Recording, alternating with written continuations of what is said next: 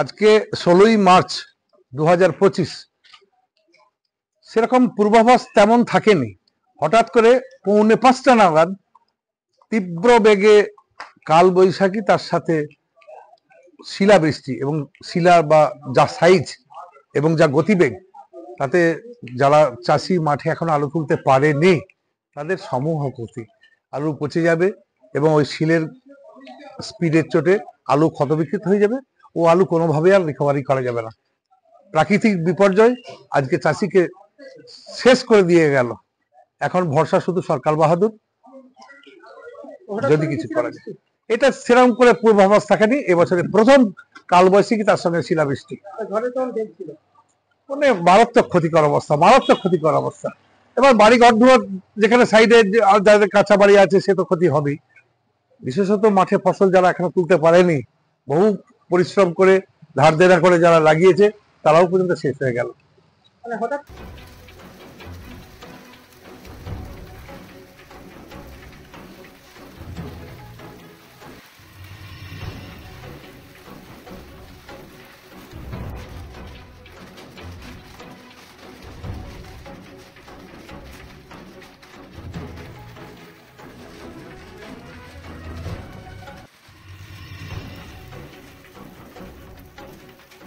গত কয়েকদিন ধরে তীব্র দাবদাহের পর হঠাৎ করেই কালো মেঘে আকাশ ঢেকেছে।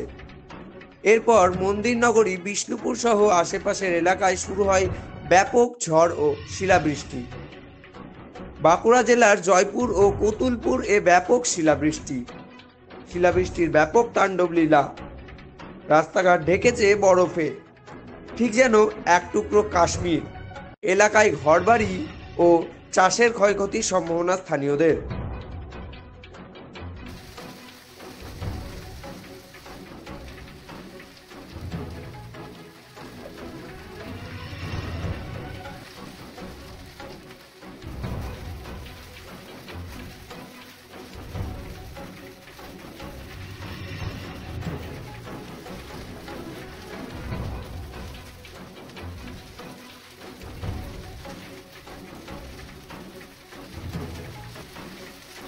হঠাৎ করে কালো মেঘ, তারপরে ঝড়ে হালকা ঝড় হলো, তারপরে শিলাবৃষ্টি, প্রচন্ড শিলাবৃষ্টি হলো। মানে আলু মানে চাষে যদি সব উঠে গেছে তাহলে প্রচুর ক্ষতি হয়ে যেত। এক দুটো ঘরের অ্যাডভেস্টারও ভেঙে টেঙে গেছে।